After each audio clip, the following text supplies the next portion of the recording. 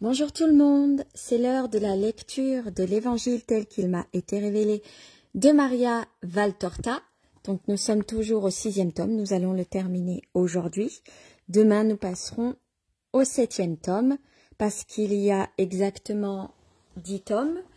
Alors Maria Valtorta qui est ici présente est une mystique italienne qui a reçu pendant la Seconde Guerre mondiale et après les visions sur la vie de Jésus et de Marie, donc de la naissance du Christ à, je pense à la passion du Christ, même de la naissance de la Vierge Marie à la passion du Christ, parce que je ne sais pas encore que contiennent les quatre derniers tomes à lire. Je vous lis quelques extraits, après libre à vous d'acheter le livre et de lire vous-même, puisque c'est pour votre propre évolution spirituelle, pour votre âme, pour comprendre les choses, pour être plus proche du ciel, pour moi être plus proche de Marie, de Jésus et de Dieu. C'est une grande grâce que Maria nous a donnée, parce qu'il faut savoir qu'elle est restée alitée pendant plus de 20 ans. Elle avait ses visions, généralement ça lui donnait comme des crises cardiaques. C'est Jésus qui a permis, avec Dieu, ils ont permis tout ça pour qu'on puisse pour rentrer dans l'intimité du Christ. Voilà, pour rentrer dans l'intimité du Christ. Et donc Jésus l'appelle Petit Jean, appelle Maria Petit Jean, je trouve ça trop mignon. Des fois, Marie et Jésus parlent à la fin ou au début du chapitre. Et donc aujourd'hui, je vais vous lire La mauvaise humeur de Judas provoque un enseignement sur les devoirs et les serviteurs inutiles. Et juste avant, je vous lis le petit écrit que Jésus il a dit à Maria du 1er janvier 1946 à 6h35. Jésus a dit « Lève-toi Maria, sanctifions ce jour par une page d'évangile, car ma parole est sanctification. Regarde Maria, car regarder les jours du Christ sur terre, c'est une sanctification. Écris Maria, car écrire sur le Christ, c'est une sanctification. Répéter ce que dit Jésus, c'est une sanctification. Prêcher Jésus, c'est une sanctification.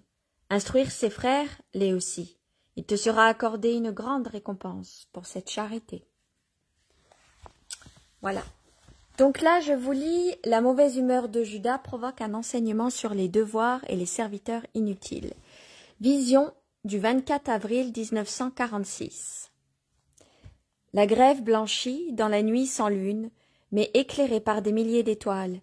Ces étoiles invraisemblablement larges d'un ciel d'Orient, ce n'est pas une lumière intense comme celle de la lune, mais déjà une douce lueur qui permet à celui dont l'œil est fait à l'obscurité de voir où il marche et ce qui l'entoure. Ici à droite, des voyageurs qui remontent vers le nord en longeant le fleuve. La faible clarté stellaire éclaire la bordure végétale, formée par les roseaux, les saules, les arbres de haute futée. Comme la lumière est très pâle, cela ressemble à une muraille compacte, continue, sans interruption, sans possibilité de pénétration, à peine rompue, ou le lit d'un ruisseau ou d'un torrent complètement sec. Trace une ligne blanche qui part vers l'Orient et disparaît au premier coude du minuscule afflux asséché. À leur gauche, en revanche, les voyageurs distinguent le reflet des eaux tranquilles et sereines qui descendent vers la mer morte, en murmurant, soupirant, bruisant, et entre la ligne brillante, des eaux couleur d'indigo dans la nuit, et la masse noire opaque des herbes, des arbustes et des arbres. Ces nappes d'eau ou les touffes de joncs secs qui peuvent blesser les pieds nus dans les sandales obligent les apôtres à se séparer de temps à autre pour ensuite se réunir en groupe autour du maître. Lui avance de son pas allongé, toujours majestueux, le plus souvent en silence, le regard levé vers les étoiles, ou plutôt que penché vers le sol. Les apôtres, eux, sont loin de se taire. Ils discutent, récapitulent les événements de la journée en tirant des conclusions, ou bien en prévoient les développements futurs. Quelques rares paroles de Jésus souvent dites pour répondre à une question directe ou pour corriger quelques raisonnements défectueux. ou pour charitable ponctue le bavardage des 12. Et la marche se poursuit dans la nuit, en rythmant le silence nocturne d'un élément nouveau. Sur les rives désertes, les voix humaines et le bruit des pas, les rossignols se taisent dans les feuillages, étonnés d'entendre des sons discordants et désagréables se mêler en troublants, à l'accompagnement habituel de leur solo, de virtuose le chuchotement des eaux et de la brise. Mais une question directe qui ne concerne pas le passé, mais l'avenir vient rompre avec violence une révolte. Sans parler du ton plus aigu des voix agitées par le dédain ou la colère. La paix non seulement de la nuit, mais celle plus intime des cœurs. Philippe demande s'ils arriveront chez eux et dans combien de jours. Un secret besoin de repos, un désir inexprimé, mais sous-entendu d'affection familiale, se cache dans une simple question de l'apôtre déjà âgé, qui est époux et père, en plus d'être apôtre, et qui a des intérêts dont il doit s'occuper. Jésus se rend compte de tout cela, et il se retourne pour regarder Philippe, et il s'arrête pour l'attendre, car Philippe est un peu en arrière, avec Matthieu et Nathanaël. Arrivé près de lui, il lui passe un bras autour des épaules en lui disant « Bientôt, mon ami, et je demande à ta bonté un autre petit sacrifice. Si toutefois tu ne désires pas te séparer auparavant de moi. Moi me séparer? Jamais. Dans ce cas, je vais t'éloigner encore quelque temps de Bethsaïdée. Je veux me rendre à Césarée, maritime, en passant par la Samarie. Au retour, nous irons à Nazareth, et ceux qui n'ont pas de famille en Galilée resteront avec moi. Après un certain temps, je vous rejoindrai à Capharnaüm. Et là, je vous évangéliserai pour vous rendre encore plus capable. Mais si tu crois que ta présence à Bethsaïdée est nécessaire, vas-y, Philippe, nous nous retrouverons là. Non, maître, il est plus nécessaire de rester avec toi, mais tu sais, il est doux d'être chez moi avec mes filles. Je pense qu'à l'avenir, je ne les aurai pas beaucoup avec moi, et je voudrais profiter un peu de leur chaste douceur. Mais si je dois choisir entre elle et toi, c'est toi que je choisis, et pour plusieurs raisons, conclut Philippe en soupirant. Et tu fais bien, mon ami, car je te serai enlevé avant tes filles. Ô maître, dit l'apôtre attristé, c'est comme ça, Philippe, termine Jésus en déposant un baiser sur les tempes de l'apôtre. Judas, qui a marmonné entre ses dents depuis que Jésus a parlé de Césarée, élève la voix comme si, d'avoir vu le baiser donné à Philippe, lui avait fait perdre le contrôle de ses actes. Que de marche inutile! Moi, je ne sais vraiment pas quel besoin y a-t-il d'aller à Césarée, dit Judas. Ces paroles ont une impétuosité débordante de fiel. Il semble vouloir sous-entendre « Tu es bien stupide d'y aller ». Ce n'est pas toi, mais le maître qui doit juger de la nécessité de ce que nous faisons, lui répond Barthélemy. Oui, hein, comme si lui se rendait bien compte des nécessités naturelles. Eh bien... Et tu es fou ou quoi? Tu sais de qui tu parles? Lui demande Pierre en le secouant par le bras. Je ne suis pas fou. Je suis le seul qui soit saint d'esprit, et je sais parfaitement ce que je dis. Et tu en dis des belles. Prie Dieu de ne pas les retenir contre toi. La modestie n'est pas ton fort. Tu donnes l'impression de redouter qu'on puisse te reconnaître pour ce que tu es, en allant à Césarée, disant ensemble et respectivement Jacques, fils de Zébédée, Simon le Zélote, Thomas et Jude, fils d'Alphée. Judas répond à ce dernier. Je n'ai rien à craindre, et vous n'avez rien à savoir. Mais je suis las de voir qu'on va d'erreur en erreur, et qu'on se ruine, heurte avec les membres du Sanhédrin, dispute avec les pharisiens, il ne manque plus que les Romains. Comment? Mais il n'y a pas 2 lunes de cela, tu étais fou de joie, tu étais plein d'assurance, tu étais tout, car tu avais pour amie Claudia, observe ironiquement Barthélemy, qui tout en étant le plus intransigeant est le seul à ne pas se refuser à des contacts avec les Romains, mais uniquement pour obéir au maître. Judas reste muet un instant, car la logique de la réflexion est évidente, et, à moins de paraître incohérent, il ne peut démentir ses propres paroles, mais il se reprend. Ce n'est pas pour les Romains que je dis cela. Je veux dire, pour les Romains, comme ennemis, elles, car au fond, elles ne sont que 4 dames romaines, 5 ou 6 au maximum. Elles ont promis de l'aide et seront fidèles à leurs promesses, mais c'est parce que cela augmentera la hargne de ses ennemis. Or le maître ne le comprend pas et leur hargne a déjà atteint son point culminant, Judas. Tu le sais aussi bien que moi, sinon même mieux, dit calmement Jésus, en appuyant sur le mieux. Moi? Moi? Que veux-tu dire? Qui sait les choses mieux que toi? Tu viens de dire que toi seul connais les nécessités et la façon de se comporter à leur égard, rétorque Jésus. Pour les choses naturelles, oui, mais j'affirme que tu connais les choses surnaturelles mieux que tous. C'est vrai. Mais justement, je te faisais remarquer que tu es plus au courant que moi des choses laides, si tu veux, avilisantes, si tu veux, naturelles, comme la rancœur de mes ennemis, leurs projets. Moi, je ne sais rien. Je ne sais rien, je le jure sur mon âme, sur ma mère, sur Jéhovah. Assez. Il est dit de ne pas jurer, lui intime Jésus, avec une sévérité qui semble durcir jusqu'aux traits de son visage, les raidissements, comme ceux d'une statue. Eh bien, je ne vais pas jurer, mais comme je ne suis pas un esclave, qu'il ne soit permis de dire qu'il n'est pas nécessaire, qu'il n'est pas utile, qu'il n'est même dangereux d'aller à Césarée, de parler avec les Romains. Et qui te dit que cela arrivera, demande Jésus. Qui? Mais tout? Tu as besoin de t'assurer d'une chose, tu es sur les traces d'une... Il s'interrompt, comprenant que la colère le fait trop parler, puis il reprend.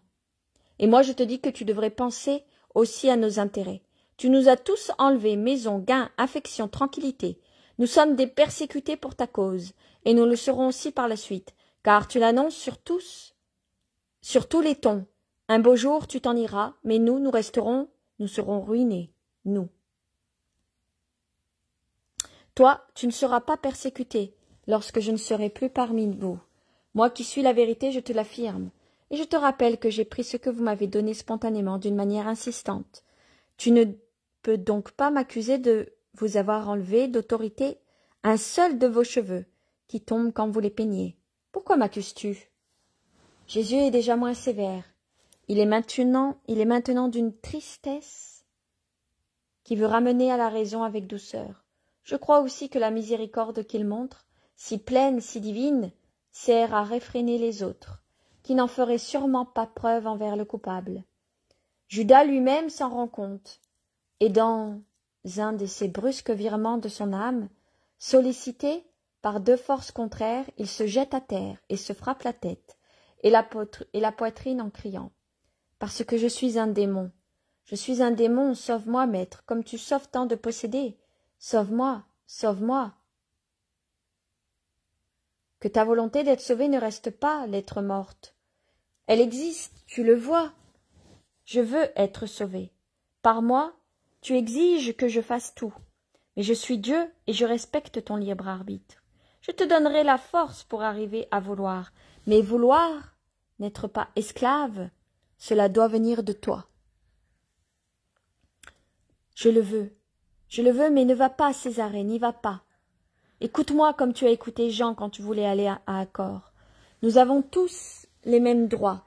Nous te servons tous de la même manière. Tu es obligé de nous satisfaire à cause de ce que nous faisons. Traite-moi comme Jean. Je le veux. Quelle différence y a-t-il entre lui et moi? Jacques intervient. Il y a l'esprit. Mon frère n'aurait jamais parlé comme tu le fais. Mon frère ne... Silence, Jacques. C'est à moi qui parle et à tous. Quant à toi, relève-toi et comporte-toi en homme. Comme moi je te traite, non comme un esclave qui gémit aux pieds de son maître. Sois un homme, puisque tu tiens tant à être traité comme Jean. Or, vérité, il est plus qu'un homme parce qu'il est chaste et plein d'amour. Alors, allons. Il est tard et je veux passer le fleuve à l'aube. C'est à cette heure que les pêcheurs rentrent après avoir retiré les nazes, et il est plus facile de trouver une embarcation. La lune, en ces derniers jours, lève toujours plus haut son fin croissant. Grâce à sa plus grande lumière, nous pouvons avancer plus rapidement. Écoutez, En vérité, je vous dis que personne ne doit se vanter de faire son devoir et exiger des faveurs spéciales pour ce qui est une obligation. Judas a rappelé que vous m'avez tout donné, et il m'a dit qu'en retour, j'ai le devoir de vous satisfaire pour ce que vous faites. Mais rendez-vous un peu compte. Il y a parmi vous des pêcheurs, des propriétaires terriens, plus d'un qui possède un atelier, et Simon le Zélote qui avait un serviteur. Eh bien, quand les employés de la barque et les journaliers qui vous aident à l'eau livrée, à la vigne ou dans les champs, ou encore les apprentis de l'atelier, ou simplement le fidèle domestique qui s'occupait de la maison ou de la table, avaient fini leur travail. Vous mettiez-vous par hasard à les servir? Et n'en est-il pas ainsi dans toutes les maisons et toutes les affaires? Quel homme ayant un serviteur qui laboure et qui fait paître, ou un ouvrier à l'atelier, lui dit quand il a fini le travail: « Passe tout de suite à table. » Personne. Au contraire, soit qu'il revienne des champs, soit qu'il ait déposé des outils. Tout maître dit: « Fais-moi à dîner. Mets-toi en tenue, avec des vêtements propres. Sers-moi pendant que je mange et que je bois. Ton tour viendra ensuite. » Et on ne peut pas dire que cela soit de la dureté de cœur, car l'employé doit servir son maître, et ce dernier n'a aucune obligation envers lui sous prétexte qu'il a obéi aux ordres reçus le matin. En effet, si le maître a le devoir de se montrer humain à l'égard de son serviteur, celui-ci aussi a le devoir de ne pas être paresseux et dilapideur, mais de coopérer au bien-être de celui qui l'habille et le nourrit. Supporteriez-vous que vos matelots, vos ouvriers agricoles ou autres sous ordre vous disent « À ton tour de me servir, puisque moi j'ai travaillé ». Je ne crois pas.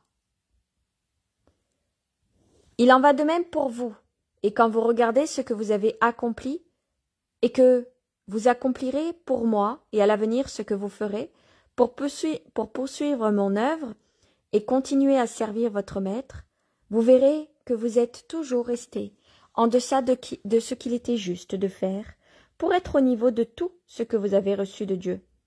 Vous devez donc toujours dire « Nous sommes des serviteurs inutiles, puisque nous avons fait que notre devoir. » Si vous raisonnez ainsi, vous ne sentirez plus de prétention, ni de mécontentement s'élever en vous, et vous agirez en justice.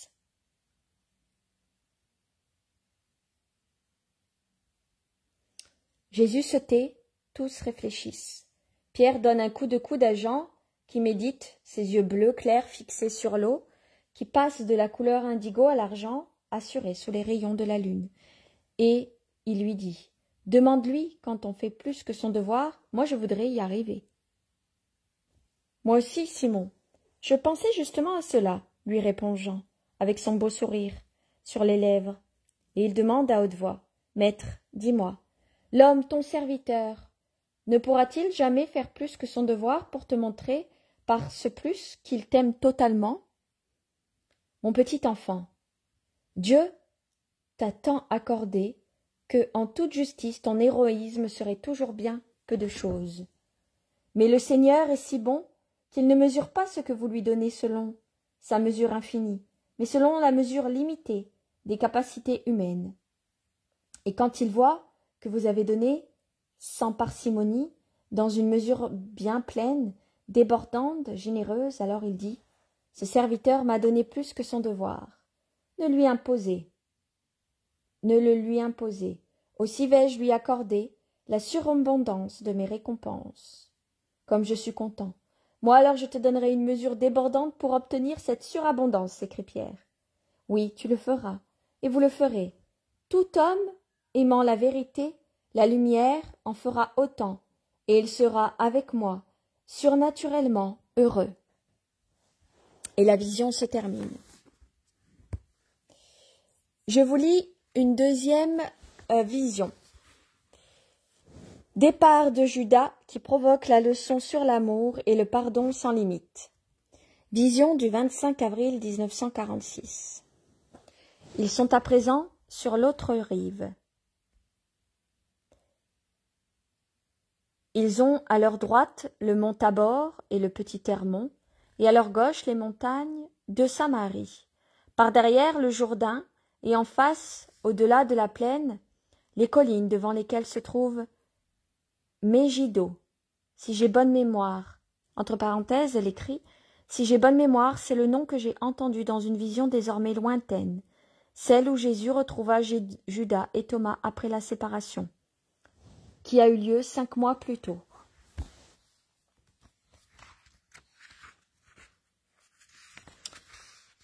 Après la séparation, causée par la nécessité de tenir caché le départ de Syntycha et de Jean d'Andorre. Voici comment l'endroit se présente. Alors, elle a fait un dessin, ici. Alors, qu'est-ce qui est écrit? Comment l'endroit se présente? Suis le dessin de Maria Valtorta présente au centre du nord au sud. Donc, au centre du nord au sud. Le nord, le sud, il doit être là. Le mont Tabor. Je comprends pas trop le dessin, c'est marqué en italien. Le petit Hermon et le mont de Samarie. À l'est, le Jourdain. Attendez, je regarde pour essayer de suivre. Le mont de Samarie est ici. Le petit Hermon, ça doit être ça, parce qu'il est marqué Piccolo Hermon. Vous voyez, marqué en italien. Piccolo Hermon. Samarie. Le Jourdain et à l'ouest, Megiddo. Megiddo, c'est là, et le Jourdain, ça doit être ça.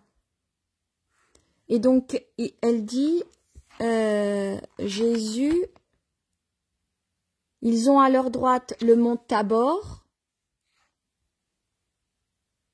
À leur droite, le mont Tabor. Le mont Tabor. Et le mont Hermon. Hermon, il est là. Et à leur gauche, la montagne des Samaries, par derrière le Jourdain. Ici. Donc, ils doivent être là. C'est ça, hein? Parce qu'à droite, ils ont le mont Tabor. Et le petit Hermon. C'est ici qu'ils sont. À ce que j'ai compris. Jésus et les apôtres, ils sont ici. Sur le dessin. Ils ont dû faire une halte toute la journée dans quelques maisons hospitalières, car le soir est venu. Et il est visible qu'ils se sont reposés. Il fait encore chaud, mais la rosée commence déjà à tomber, tempérant la chaleur. Les ombres violacées du crépuscule descendent, succédant aux dernières rougeurs d'un brûlant coucher de soleil. Ici, la marche est aisée, observe Matthieu tout content. Oui, si nous continuons ainsi, nous serons à Megiddo, avant le chant du coq, lui répond Simon le Zélote. Et à l'aube, au-delà des collines, en vue de la plaine de Saron, ajoute Jean. Et de ta mère, hein, lui dit son frère pour le taquiner. Oui, de ma mère, répond Jean en souriant. Et tu partiras en esprit pour une de tes pénigrations spirituelles, lui dit Pierre, en l'embrassant avec une affection rude et débonnaire. Puis il achève. Apprends-moi, à moi aussi, comment on fait pour que certaines pensées d'ange viennent à l'esprit à la vue de la nature. Moi, j'ai regardé l'eau tant de fois, je l'ai aimée, mais elle ne m'a jamais servi à autre chose qu'à manger et à pêcher. Qu'est-ce que tu y perçois, toi? Je vois de l'eau, Simon, comme toi et comme tout le monde, de la même façon que je vois maintenant des champs et des vergers, mais ensuite, en plus des yeux du corps, j'ai comme d'autres yeux à l'intérieur, et ce n'est plus l'herbe et l'eau que je contemple, mais les paroles de la sagesse qui jaillissent de ces choses matérielles. Ce n'est pas moi qui pense, je ne serai pas capable, mais un autre qui pense en moi. Serais-tu prophète? Demande Judas sur un ton un peu ironique. Oh non, je ne suis pas prophète. Alors quoi? Tu crois posséder Dieu? Encore moins. Alors tu délires. Ce serait bien possible, tant je suis petit et faible. Mais s'il en est ainsi, il est bien doux de délire, car cela me porte à Dieu. Ma maladie devient alors un don, et j'en bénis le Seigneur. Ah ah ah glousse bruyamment et faussement Judas. Mais Jésus a entendu. Il n'est pas malade. Il n'est pas prophète. Mais l'âme pure possède la sagesse. C'est elle qui parle dans le cœur de l'homme juste. Alors moi je n'y arriverai jamais, car je n'ai pas toujours été bon, dit Pierre découragé. Et moi donc, lui répond Matthieu.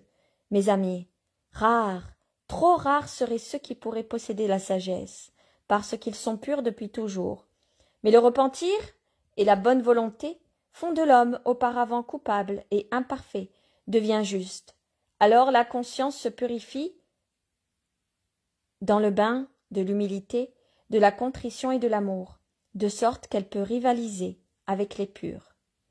Merci Seigneur, dit Matthieu, en se penchant pour baiser la main du maître. Un silence s'établit, puis Judas s'exclame.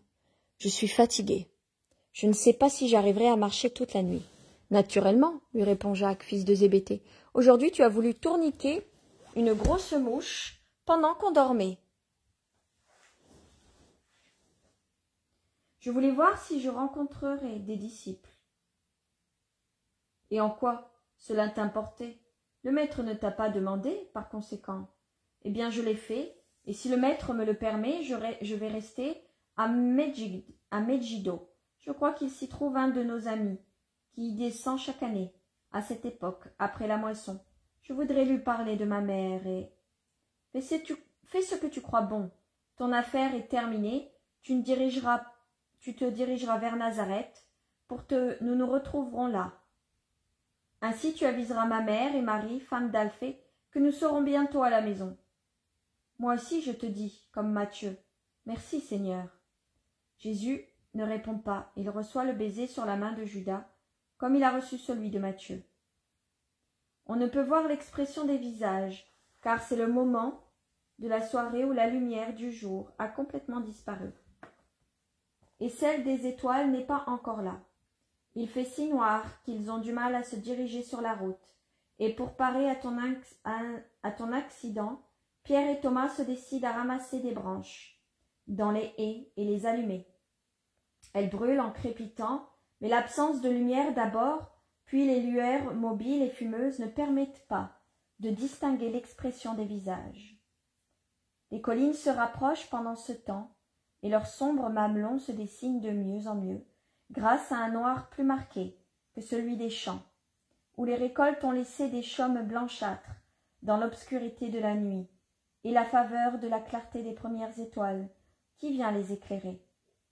Je te quitterai bien ici, car mon ami habite un peu en dehors de Megiddo. Je suis si fatigué. Vas-y, que le Seigneur veille sur tes pas. Merci, maître.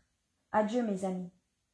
Adieu, adieu, disent les autres, sans accorder beaucoup d'importance à cette salutation. Jésus répète, que le Seigneur veille sur tes actes. Judas s'éloigne rapidement. Il ne paraît plus si fatigué, observe Pierre. Oui, ici il traînait des pieds, maintenant il court comme une gazelle, dit Nathanaël. Jude s'adresse à Jésus.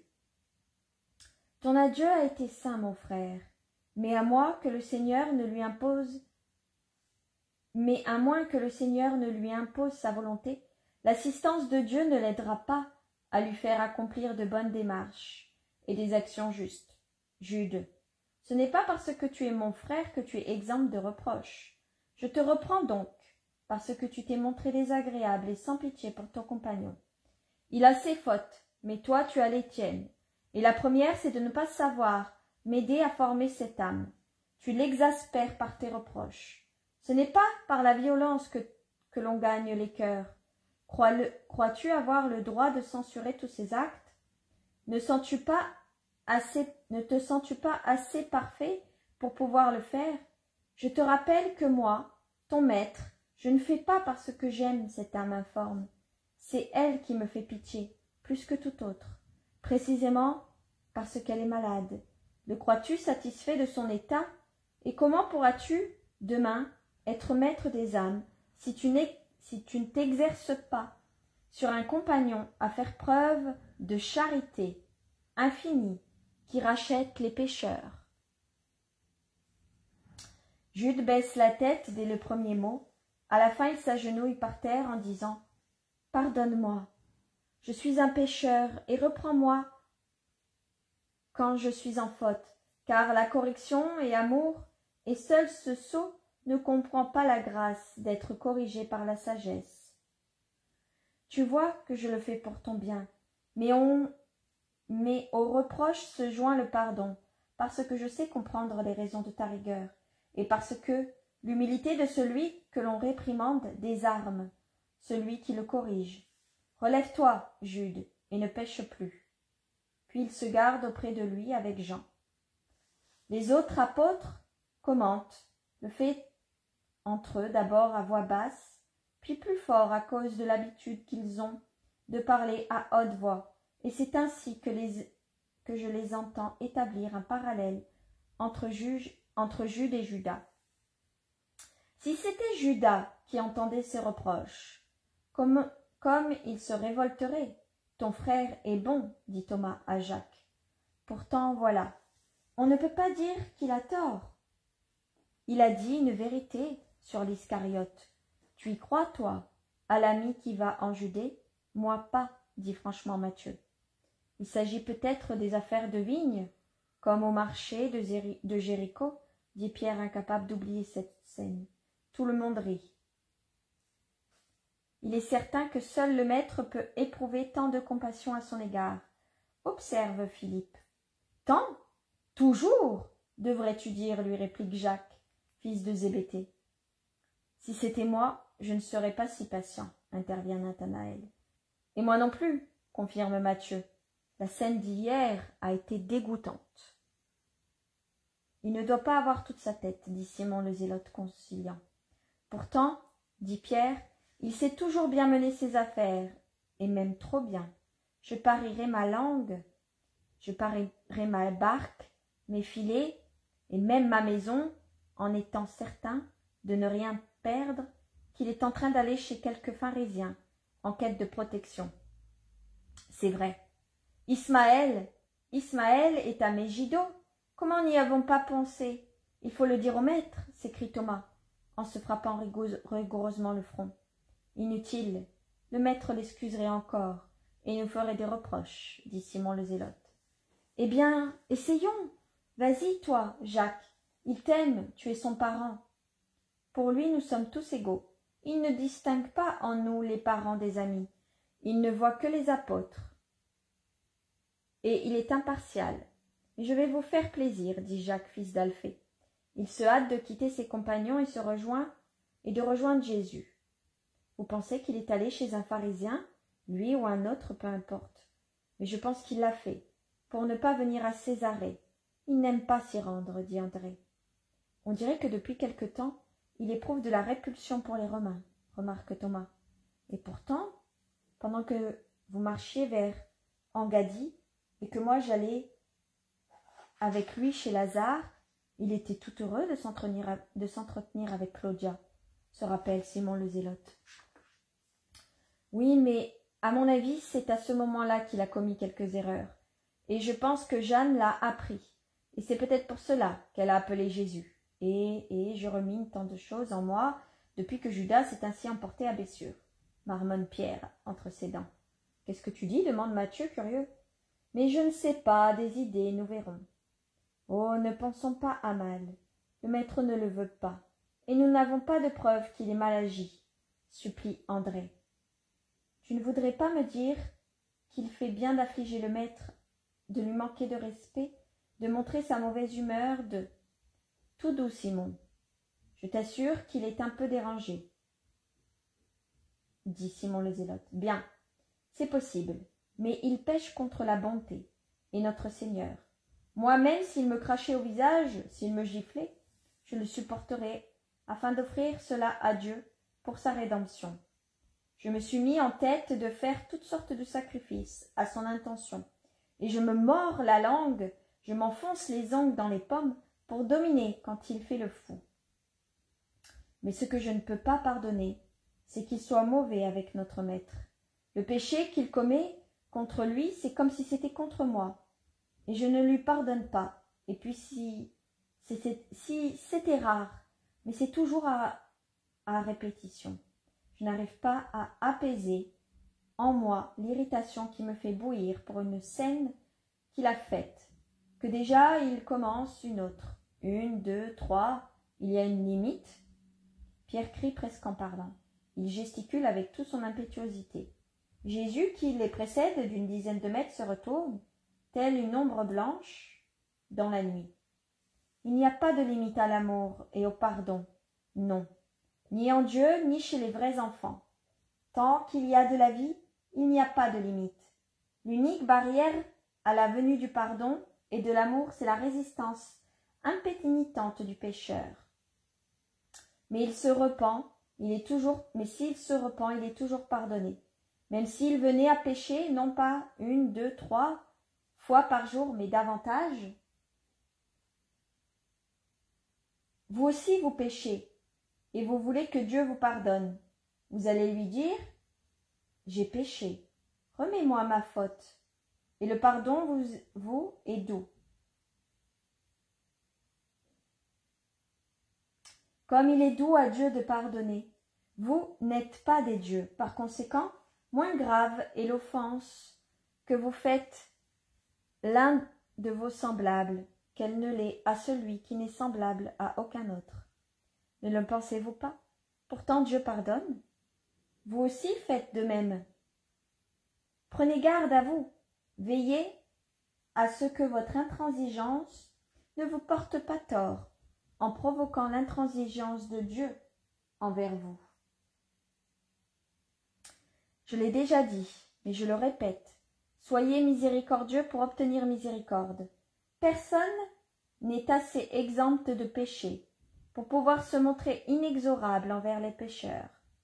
Regardez les poids qui pèsent sur votre propre cœur, avant de voir ceux d'autrui. Enlevez d'abord les vôtres de votre âme, puis tournez-vous vers ceux des autres pour leur montrer, non pas par la rigueur qui condamne, mais l'amour qui instruit et aide à se délivrer du mal. Pour pouvoir dire, sans que le pécheur vous impose silence, tu as péché envers Dieu et envers ton prochain, il ne faut pas avoir péché, ou du moins avoir réparé sa faute. Pour pouvoir dire à l'homme mortifié d'avoir péché, et foi Dieu, pardonne à celui qui se repent, comme serviteur de ce Dieu qui pardonne, aux repentis. Vous devez faire preuve de miséricorde dans le pardon. Alors vous pourrez dire, vois-tu pécheur repenti, moi je pardonne tes fautes 77 fois 7 fois, parce que je suis le serviteur de Dieu, qui pardonne un nombre incalculable de fois à celui qui se repent, autant de fois de ses péchés. Imagine donc comme le parfait te pardonne. Si moi je sais pardonner, uniquement parce que je suis son serviteur, et foi, voilà ce que vous devez pouvoir dire, non pas en parole mais en acte, en pardonnant. Si votre frère commet quelque faute, reprenez-le avec amour, et s'il se reprend, pardonnez-lui. S'il a péché 7 fois, dès le commencement du jour, et s'il vous dit 7 fois, je me repens, pardonnez-lui, autant de fois. Avez-vous compris? Me promettez-vous de le faire? Me promettez-vous d'en avoir compassion pendant qu'il est au loin, de m'aider à le guérir en vous maîtrisant par esprit de sacrifice quand il se trompe? Ne voulez-vous pas m'aider à le sauver? C'est votre frère d'âme qui vient d'un unique père, un frère de race qui vient d'un unique peuple, un frère de mission puisqu'il est apôtre comme vous. C'est donc 3 fois que vous devez l'aimer. Si vous aviez dans votre famille un frère qui vous afflige votre père, et fait parler de lui, ne chercheriez-vous pas à le corriger pour que votre père ne souffre plus et que les gens ne parlent plus de votre famille? Alors, ne faites-vous pas partie d'une plus grande et plus sainte famille dont le Père est Dieu et dont je suis l'aîné? Pourquoi donc ne voulez-vous pas consoler le Père et moi-même et nous aider à rendre bon le pauvre frère qui, croyait, n'est pas heureux d'être ainsi? Jésus implore anxieusement en faveur de l'apôtre si plein de défauts, et il achève. Je suis le grand mendiant. Je vous demande l'obole la plus précieuse, les âmes. Moi, je vais à leur recherche, mais vous devez m'aider.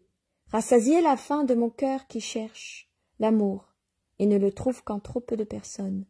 Car ceux qui ne tentent pas à la perfection sont pour moi autant de pain enlevé à ma faim spirituelle. Donnez des âmes à votre maître, affligé de ne pas être aimé et d'être incompris. Les apôtres sont émus, ils voudraient lui dire tant de choses, mais toute parole leur semble superflue. Ils se serrent contre le maître, tous voudraient le caresser pour lui faire sentir à quel point il l'aime. Finalement, c'est le doux André qui dit « Oui, Seigneur, par la patience, le silence et le sacrifice, ces armes qui convertissent, nous te donnerons des âmes. Celles-là aussi, si Dieu nous aide. Oui, Seigneur. Et toi, soutiens-nous par ta prière. Oui, mes amis. En attendant, prions ensemble pour notre compagne, pour notre compagnon qui est parti, notre Père qui es aux cieux. La voix parfaite de Jésus récite les mots du Notre Père, en les scandant lentement. Les autres l'accompagnent à mi-voix, et ils s'éloignent dans la nuit en priant. Alors je vais vous laisser en méditant ceci. Soyez meilleurs en pardonnant et en pensant que, on pêche tous, moi la première, et que il faut pardonner comme Dieu nous pardonne, comme Jésus et Marie nous pardonnent, pour être pardonnés. Si Dieu il nous pardonne et qu'il est capable de pardonner, on est capable aussi de pardonner. Il faut travailler sur nous. Voilà. Je vous souhaite une bonne soirée. N'importe quoi. Je vous souhaite une bonne journée. Je vous dis à tout à l'heure à 15h pour les chapelets et les neuvaines. Que Dieu vous accorde sa paix. Jésus et Marie leur miséricorde. Bon après-midi, à tout à l'heure.